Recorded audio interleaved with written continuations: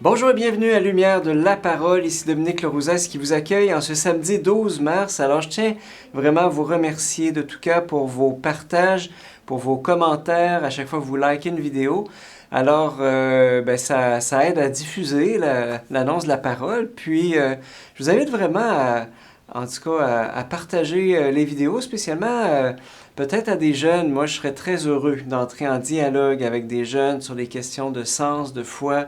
Voilà, sans programme caché, sans qu'ils se sentent obligés d'adhérer à la foi catholique. Mais voilà, donc, et si vous aussi, vous voulez transmettre une vidéo comme on fait aujourd'hui, puis que vous voulez, pour pouvoir entrer en dialogue avec d'autres, ça peut être vraiment possible, ça peut être une bonne amorce. Bref, je laisse ça entre vos mains.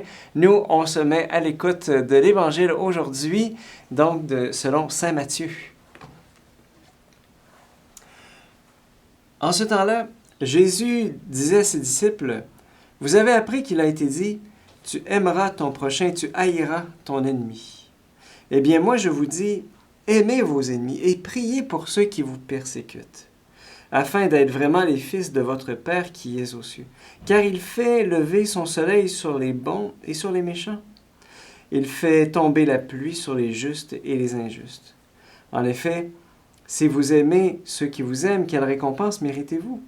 Les publicains eux-mêmes n'en font-ils pas autant? Et si vous ne saluez que vos frères, que faites-vous d'extraordinaire? Les païens eux-mêmes n'en font-ils pas autant? Vous donc, vous serez parfaits comme votre Père céleste est parfait. Acclamons la parole de Dieu. Louange à toi, Seigneur Jésus. Alors, quand Jésus nous invite à aimer nos ennemis, c'est une provocation. Il nous provoque à sortir hors de nos zones de confort relationnel, parce qu'on a tous des zones de confort relationnel. Savez-vous ça? Eh oui. Parce que quand Jésus nous dit, quand tu aimes seulement ceux qui t'aiment, qu'est-ce que tu fais d'extraordinaire? C'est une provocation. Déjà, ça, c'est une provocation. Et Jésus, lui, quand il est question d'amour, il veut tout le temps nous sortir de nos zones de confort. Alors, on peut regarder un peu comment ça fonctionne l'amour chez nous, les êtres humains. Imagine que je rentre dans une salle, un lieu public, un party, n'importe quoi. Ben, qu'est-ce que je vais faire instinctivement? Je vais regarder, est-ce que je connais du monde? Tu sais? Donc, mon regard, comme un radar, il scrute, est-ce que je connais quelqu'un ici? Pourquoi? Parce que, en fait, vous savez, c'est comme si les personnes que je connais, c'est que quand j'arrive dans un lieu public, eh bien, c'est comme si j'étais dans l'eau. Hein? Je n'étais pas sur la terre ferme, je suis dans l'eau avec ma petite barque. Puis quand je rencontre une personne que je connais, là, c'est une petite île, où est-ce que là, je peux accoster mon radeau, puis, ou ma barque, puis là, je peux me reposer. C'est ça. Quand je connais que je rencontre une personne que je connais dans un lieu public, ben là, c'est « Ah! Comment ça va? » Voyez? Alors, le premier réflexe, c'est quoi? C'est de regarder, est-ce que je connais quelqu'un? Donc, ça veut dire que mon premier réflexe, c'est pas de créer des liens avec quelqu'un que je connais pas. C'est de regarder si je connais quelqu'un. Voilà. Donc, parce que créer des liens, ça demande beaucoup d'énergie. Et là, imaginez là, que j'aperçois Marie-Pierre, une personne que j'ai rencontrée une fois ou deux au Tim Hortons il y a 5 ans.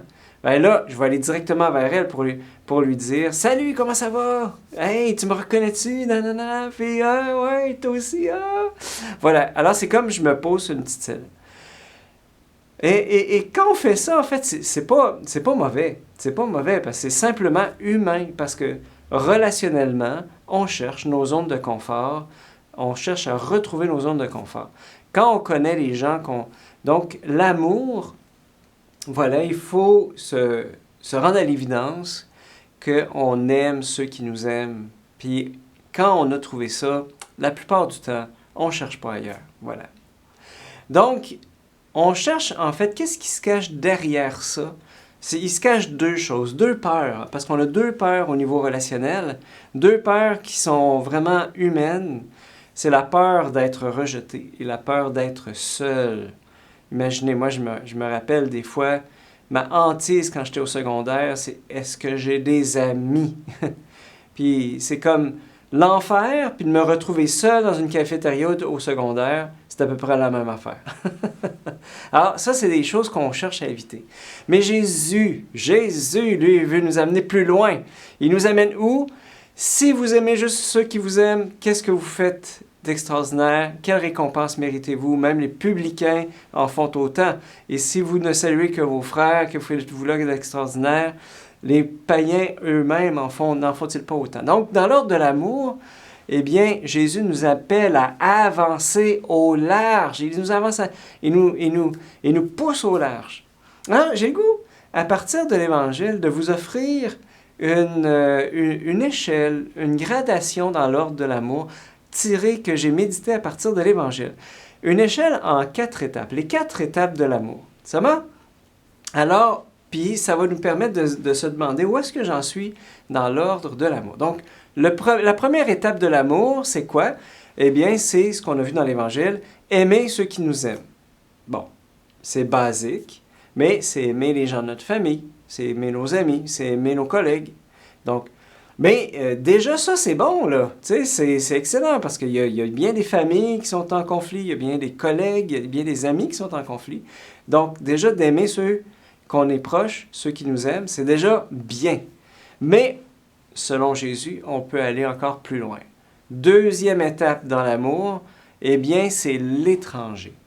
L'amour de l'étranger. Jésus a dit, « J'étais un étranger et vous m'avez accueilli. » Hein, ça, c'est au jugement dernier. « J'étais un étranger et vous m'avez accueilli. » L'étranger, c'est celui que je ne connais pas. Et donc, saluer une personne que je ne connais pas, faire les premiers pas envers un étranger, adresser la parole à quelqu'un dans un ascenseur, par exemple, comme on disait, tu sais, juste, « Hey, il fait beau aujourd'hui. » C'est un risque. C'est un risque, c'est vrai, ça nous demande. Voilà, il va se demander, mais qu'est-ce qu'il va penser de moi, nanana, etc. Voilà. Mais, qui sait, c'est souvent comme ça qu'on crée de nouveaux liens. On crée des nouvelles amitiés comme ça. Voilà. Et on peut élargir notre réseau d'amitié par la seconde étape, voilà, qui est en offrant un bonjour. Puis ça fait tout le temps plaisir que quand on est du côté de la personne qui reçoit une salutation, une personne qui ne me connaît pas, puis qui me salue, puis qui me dit bonjour très, très respectueusement, ça fait toujours plaisir. Alors, ça peut être moi qui fasse les premiers pas. Donc, deuxième étape de l'amour, l'étranger. Troisième étape de l'amour, êtes-vous prêts? C'est l'amour envers les plus pauvres que moi. Donc, Jésus dit, au contraire, quand tu donnes une réception, invite des pauvres, des boiteux, des estropiés, des aveugles. Heureux seras-tu parce qu'ils n'ont rien à te donner en retour. Cela te sera rendu à la résurrection des justes. Mon expérience personnelle, c'est que les pauvres, les plus pauvres, ont le pouvoir, au fond, de me rapprocher de Jésus très rapidement et de me réconcilier avec mes propres pauvretés que des fois, j'ai pas le goût de voir et que je peux me cacher à moi-même. Me rapprocher des plus pauvres, c'est de me rapprocher de mon propre cœur. Dernière étape de l'amour, quatrième étape, quatrième niveau, celui qui représente au fond la perfection de l'amour, c'est l'amour des ennemis. Aimer quand je ne me sens pas aimé. Aimer, non pas juste le sentiment, mais poser des actes d'amour envers quelqu'un qui ne m'aime pas. Prier pour ceux qui me persécutent. Faire du bien à celui qui me fait du mal. Cet amour-là, eh bien, on peut se demander, mais qu'est-ce qu'il me donne? Eh bien, c'est de rien de moins que de me configurer au Christ et me rendre parfait dans l'amour comme le Père est parfait. Et je me dis, si aimer mon ennemi, eh bien, c'est encore trop dur pour moi, c'est trop gros, eh bien, je peux me poser la question, où est-ce que j'en suis au niveau des autres étapes de l'amour? L'amour envers ceux qui sont proches de moi, l'amour envers l'étranger, l'amour envers les pauvres. Voilà. Et toujours se rappeler que manger un éléphant, ça se fait une bouchée à la fois. Alors, C'est demander à Jésus durant ce carême, alors comment est-ce que je peux me réconcilier avec les gens de ma famille, comment me faire plus proche des gens que je connais, comment aller vers l'étranger, vers le pauvre. Et éventuellement, eh bien, ces étapes-là pourront me conduire à un amour qui pourra, un réel amour en vérité des ennemis. Voilà. Alors, donc aujourd'hui, je nous pose la question, eh bien, est-ce que j'ai déjà expérimenté l'un ou l'autre étape de l'amour que selon Jésus? Donc, l'amour des proches, des étrangers, des pauvres et des ennemis.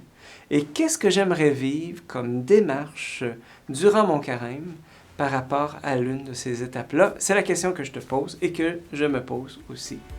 Bonne journée, on se dit à demain!